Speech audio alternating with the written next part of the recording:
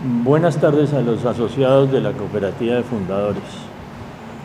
Vamos a hacer una charla en este video que tiene exclusivamente fines educativos. No tiene fin diferente a ese. Quiero comenzar por manifestar que he leído los informes del Consejo de Administración a la Asamblea y me parece que son envidiables. Son informes muy importantes, de excelente contenido, y en ellos se ve con mucha claridad que la institución está siendo manejada cooperativamente. Como en toda institución, hay problemas y dificultades, pero los problemas y dificultades en las instituciones se resuelven dialogando. Y eso es lo que hemos tratado de hacer en 2 reuniones anteriores y lo que tratamos de hacer ahora, cuestión de que con los planteamientos que les voy a hacer puedan dialogar y buscar mejores formas de convivencia. Quiero decir también que en ninguna de las reuniones, ni en ninguno de los informes dados desde el punto de vista financiero, hay queja sobre un manejo inadecuado de los bienes de la cooperativa. Por el contrario, los informes de la revisoría fiscal, los informes del Consejo y los informes de la Junta de Vigilancia nos están diciendo con mucha claridad que hay un manejo honesto y claro sobre los bienes de la cooperativa. Pasando al tema de los aportes, debo decir que los aportes en la cooperativa se rigen por la norma especial que tienen las cooperativas de vivienda a partir del artículo 76 de la Ley 79 de la Ley 79 de 1988. No nos podemos regir por lo que establece la ley en la forma de distribución de los aportes o la aplicación de los excedentes que regla el artículo 54. Es cierto que el artículo 54 permite que los aportes se revaloricen con base en los excedentes de la cooperativa. Eso es cierto. Las observaciones que se hacen en el boletín que envió recientemente el Consejo de Administración son ciertas desde el punto de vista de la interpretación que se da al artículo 54. Pero las cooperativas de vivienda tienen normas especiales.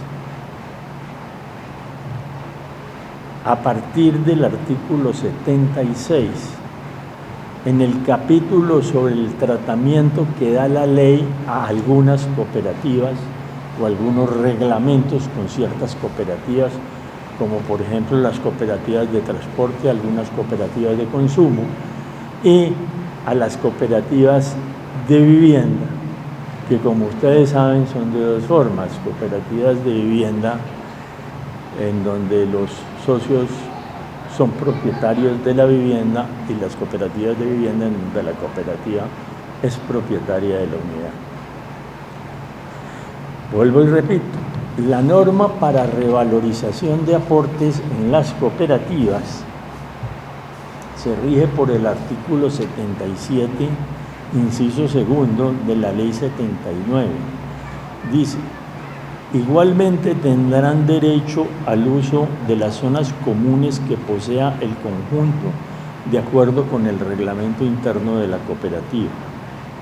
El valor de los aportes de los asociados en las cooperativas de vivienda de propiedad cooperativa será igual al valor final de la unidad reajustado anualmente mediante los procedimientos de corrección monetaria que establezcan los estatutos. Es decir, es el estatuto de ustedes, de la cooperativa Fundadores, el que define cuál es la forma de valorización de los aportes. Y esta norma especial, específica para las cooperativas de vivienda, prevalece sobre lo establecido en el artículo 64 de la misma Ley 79, por la sencilla razón de que la estructura de la cooperativa de vivienda exige que los aportes sean iguales al valor de las unidades de vivienda. Otra cosa son los métodos que deba utilizar la cooperativa para revalorizar los aportes. Y puede usar el método que es común en el sentido de revalorizar los activos, como lo hace cualquier compañía, revaluación de activos fijos, dentro de los métodos que fija la DIAN. Al revalorizar el activo fijo, como el activo fijo debe ser equivalente al valor de los aportes, automáticamente se reajustan los aportes en la cooperativa. Viene desde luego algunas implicaciones de carácter legal, de carácter práctico. Por ejemplo, el impuesto al patrimonio. Si los aportes son iguales al valor de la vivienda y la vivienda es igual a su valor comercial en los libros de la cooperativa, desde luego el impuesto al patrimonio es un impuesto relacionado con el verdadero valor de la cooperativa, 30 o 40 mil millones de pesos. El predial se rige igual que se rige en toda parte. La cooperativa tiene, de acuerdo a su estrato, tiene unos impuestos de predial y complementarios, y esos impuestos, como usted sabe, con base en el avalúo catastral, se ajustan y se reparten a los asociados. Habrá que evaluar, en el caso de cada metodología, qué costo adicional tendrían los asociados para ese efecto. Eso en cuanto a la revalorización de aportes. En cuanto a la transferencia de la propiedad, que es de las cosas que inquietan,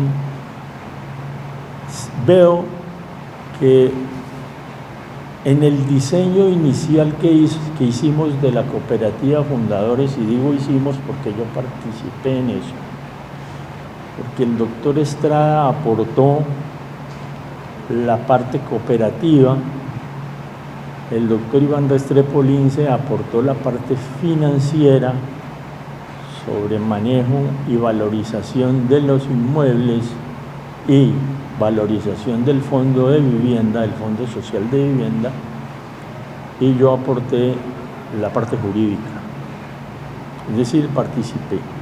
Cuando inicialmente pensamos en la cooperativa, el mayor problema que teníamos era el problema del pago de las cuotas al Banco Central Hipotecario.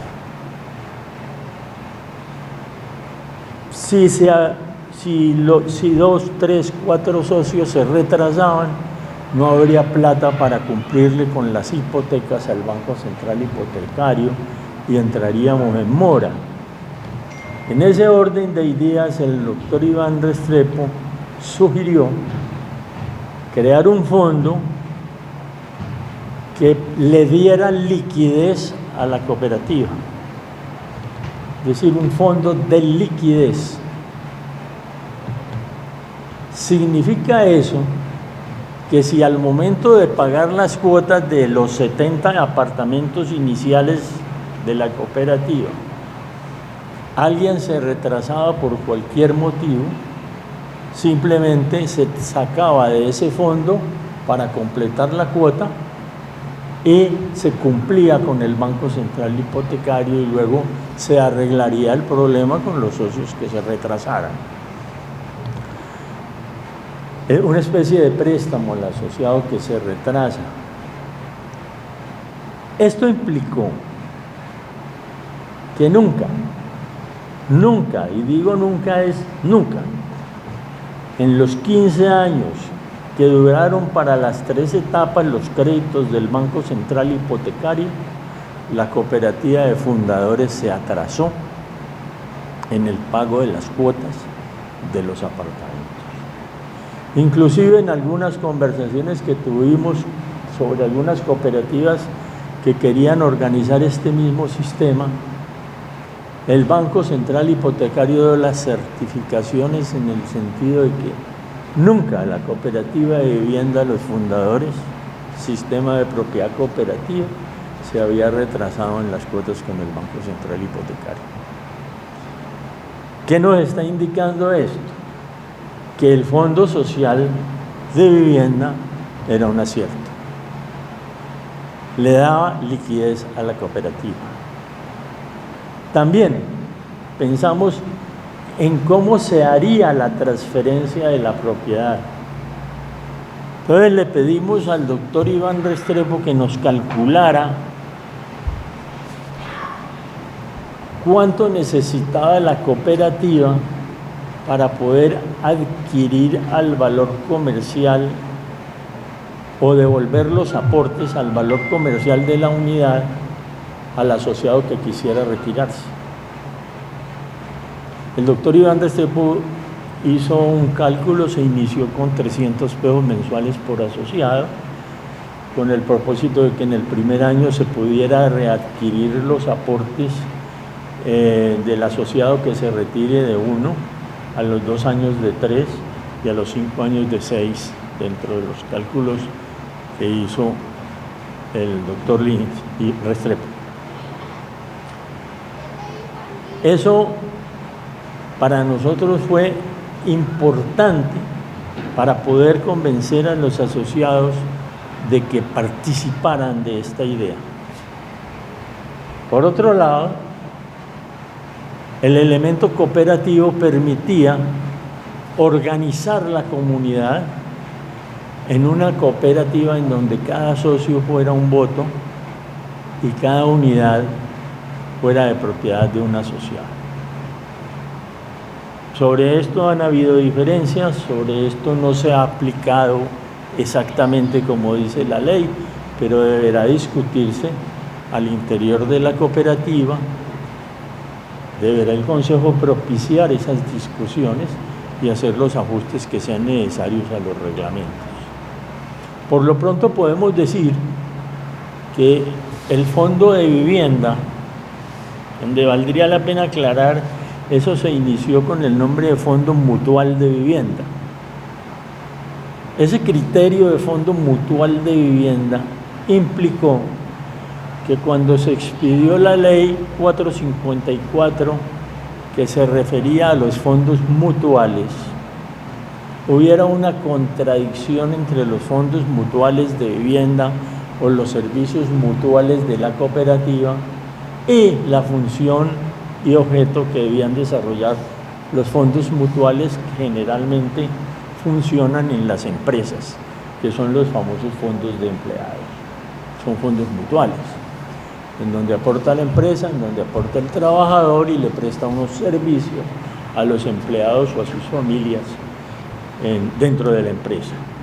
Son distintos, pero al arreglarlo la ley 454 causó una confusión y por aquí anduvo de visita la Superintendencia de Cooperativas y entonces les hizo, entiendo yo por los informes que tengo, les hizo cambiar los objetivos y los criterios del Fondo Mutual. Produciendo dentro de la cooperativa un problema supremamente grave en lo que es el ingreso y retiro de asociados, que de conformidad con la ley, el ingreso y retiro de los asociados debe ser libre y voluntario. ¿Qué quiere decir libre y voluntario? Que cuando la persona desee se va. Y cuando la persona quiera ingresar, simplemente lo solicita al Consejo de Administración y si cumple los requisitos puede ingresar como asociado. Pero todas las cosas que restrinjan la posibilidad de irse de la sociedad, todas esas cosas van a violar el libre retiro o el retiro voluntario como asociado. Fue de las cosas preocupantes al diseñar el sistema de propiedad cooperativa. Y por eso calculamos también con el doctor Iván Restrepo la posibilidad de que la cooperativa pudiera recuperar o devolver los aportes al socio que lo quisiera, utilizando para ello como fondo de liquidez el Fondo Mutual de Vivienda, que el único problema que tuvo ese fondo fue el nombre. Simplemente no se trataba de destruir el fondo, sino de cambiarle el nombre. Solamente, como existen los nombres, ese nombre en las cooperativas, por ejemplo, en Comeo existe el Fondo de Solidaridad de Comeo, que es un fondo en donde todos los asociados aportamos para el seguro de vida total, en donde todos aportamos para el seguro de desempleo, donde todos aportamos para el seguro funerario y el fondo tiene las diferentes cuentas y paga esos riesgos a partir de los recursos que el fondo tiene. Bueno, pues simplemente por información, los que son socios lo deben saber, en Comeo ese fondo vale 3,5 billones de pesos y se inició más o menos unos 5 años antes de la época en que se inició la cooperativa de fundadores. Eso simplemente como referencia. Voy a pasar a explicar entonces cómo funciona el fondo de transferencia de los aportes en la cooperativa.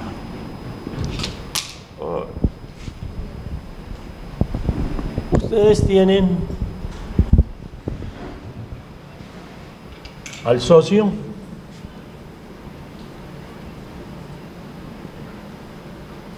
tienen el fondo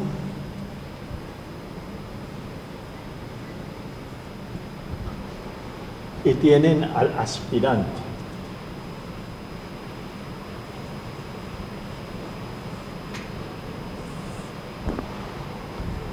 Tienen otra cosa que es importante aquí, que se llama el valor cooperativo de transferencia.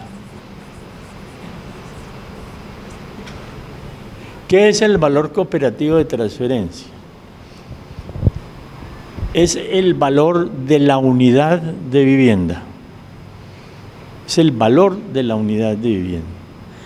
¿Cómo se fija ese valor cooperativo de transferencia? Simplemente con el avalúo, no de los 240 apartamentos, sino de los apartamentos tipo de 2, 3 y 4 alcobas. Eso le da un avalúo comercial y la asamblea fija cada año el valor cooperativo de transferencia. Ese valor no puede ser tan alto que convierta en un buen negocio irse, ni tan bajo que impida el libre retiro del asociado porque afecta su patrimonio. Tiene que ser justo. Lo que se ha experimentado en las cooperativas es que puede ser entre el 85 y 90% del valor comercial de la unidad. ¿Y por qué no el 100%? Porque Una cosa es el valor comercial y otra cosa es el valor en que lo venden. Y otra cosa el valor en que lo compran. Entonces, sencillamente, como es un precio fijo, debe fijarse como si fuera una venta de contado. Y una venta de contado puede fluctuar entre el 85 y el 90% del valor comercial del bien. Fijado este valor cooperativo de transferencia, digamos 100 pesos, ese es el valor que rige por un año.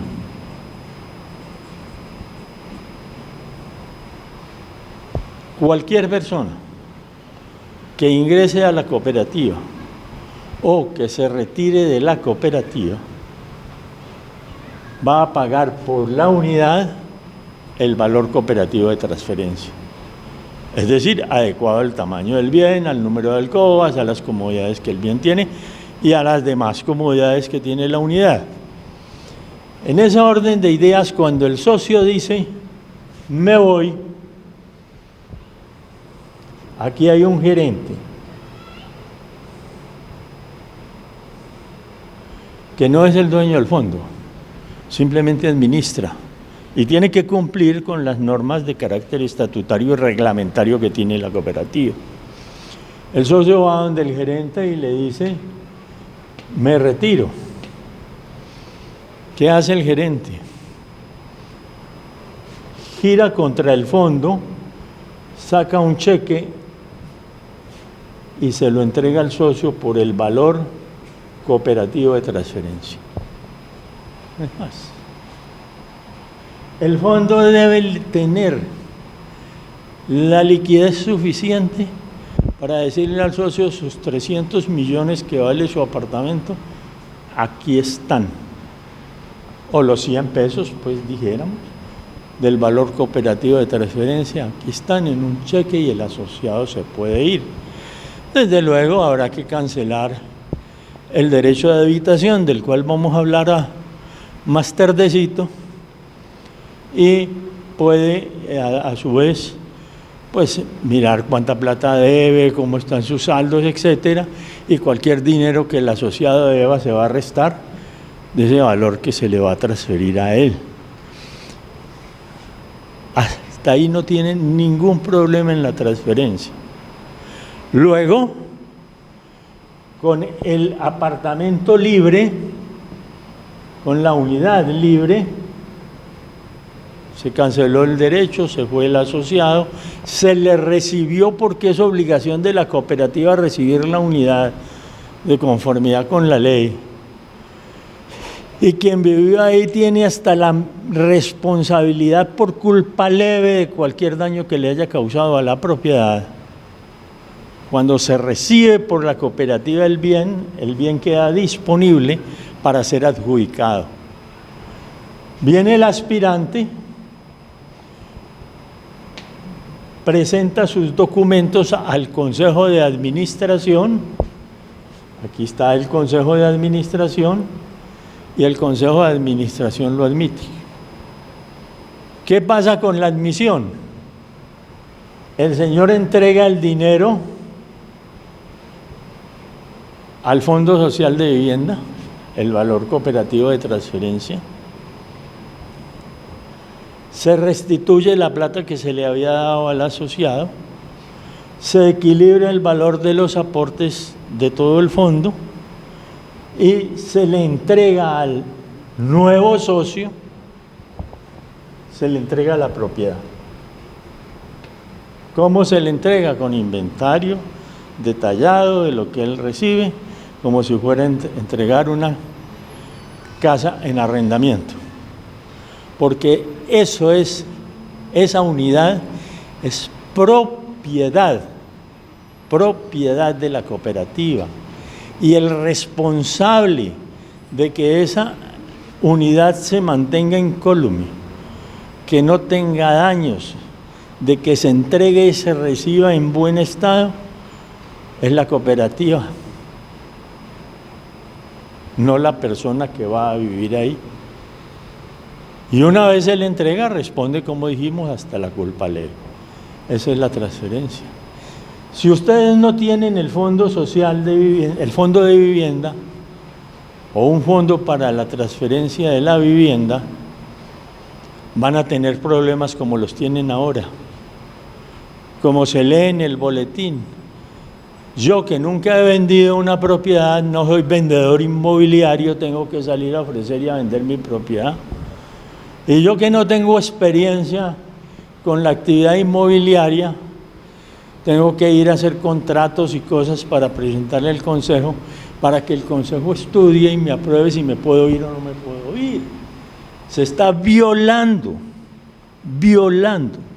el libre retiro de los asociados. Esas son las dificultades que se presentan por no utilizar adecuadamente el fondo. Y son dificultades en las cuales de pronto hasta la misma autoridad, la superintendencia, errores en que caen las cooperativas. Esto no es porque a alguien se le ocurrió borrar el fondo, sino porque inadecuadamente la superintendencia dio un concepto que no correspondía a la estructura y fines de la vivienda cooperativa. Ese es el problema. Por otra parte, los fondos en la cooperativa los puede organizar la asamblea y los fondos son de dos formas. Son fondos agotables y fondos no agotables. El fondo de vivienda de la cooperativa es un fondo no agotable. Como ustedes ven, es un fondo de liquidez para las cuotas que debe pagar el asociado, suplirlas. Para las reparaciones locativas le presta la plata a los asociados, pero los asociados la deben devolver al fondo, etcétera, etcétera. Es decir, todas las actividades que pueda el fondo, inclusive el mismo crédito, porque como se trata de una cooperativa multiactiva, puede tener su sección de ahorro y crédito. Y su sección de ahorro y crédito es una cuenta dentro del fondo. No es el fondo, sino un valor del fondo destinado a préstamos. Un valor del fondo destinado a reparaciones locativas, a prestar para reparaciones locativas.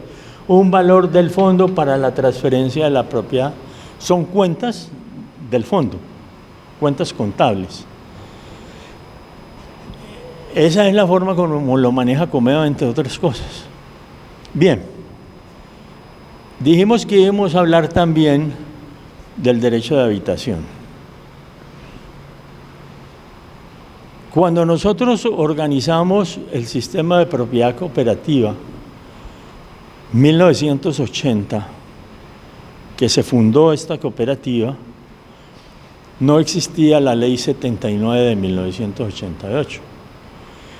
Fue una ley que se prohijó con el movimiento cooperativo y con la fuerza de Comeva, en donde muchos participamos, el doctor Estrada, Iván Restrepo, participé y participaron otros socios de la cooperativa, en unas comisiones que hicimos al Congreso de la República, de las federaciones cooperativas también, para estructurar una ley marco en esa época, que es la Ley 79 del cooperativismo. Ese es el criterio. Cuando hicimos esa ley, no existía la Ley 79. Entonces, ¿cuál fue la solución? Constituir al asociado de la cooperativa el derecho de habitación. ¿Qué es el derecho de habitación? Es la propiedad tiene tres derechos básicos: el derecho de uso, el derecho de disfrute y el derecho de disposición, es decir, poderlo vender. El que tiene el derecho de disposición tiene los tres derechos, pero puede limitar ese derecho de dominio de la propiedad dándole a alguna persona, por ejemplo, si se trata de casas o de morar en ellas, darle el derecho de habitación, que es un derecho real, inembargable, no transmisible por herencia. Entonces tomamos del Código Civil el derecho de habitación, se conversó con la administración, con la oficina de registro, para que registraran los derechos de habitación en el folio de matrícula de la propiedad de la cooperativa como limitación del dominio, y así se vino procediendo siempre. Pero si ustedes leen con cuidado la Ley 79, se van a dar cuenta de que es un contrato lo que debe existir entre el asociado y la cooperativa, y no habla del derecho de habitación, sino del derecho de uso. ¿Sí? Eso es. En ese orden de ideas, la norma que rige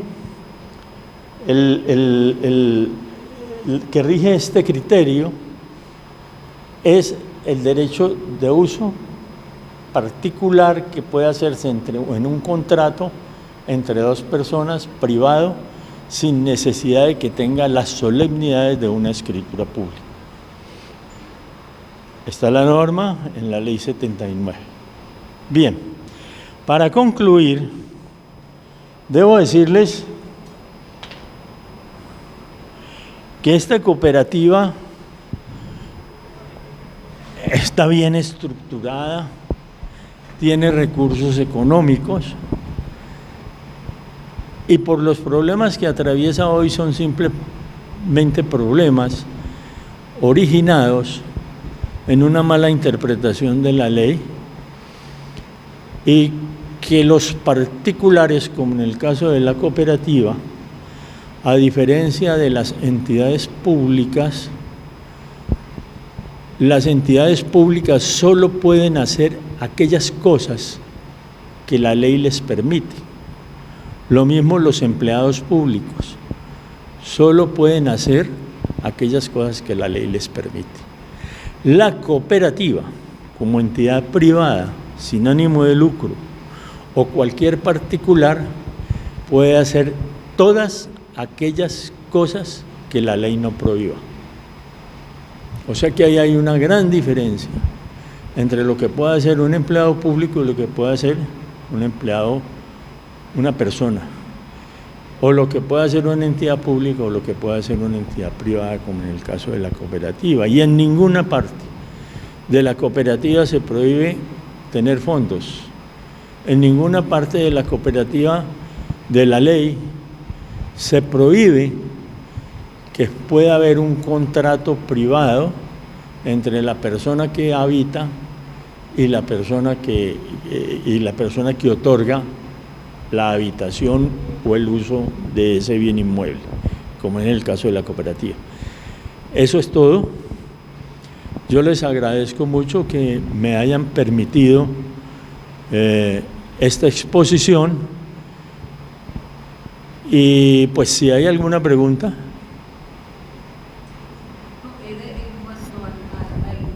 A los aportes y la calidad de asociada en la cooperativa, porque con esa parte de la transferencia de los aportes, la cooperativa les pide un certificado de aportes, de que ya tienen los aportes, porque como hacemos el socio que se va, el socio que llega y se hace una transferencia interna, los aportes que tiene este socio se le pasan al que llega y se da una certificación sobre esos aportes.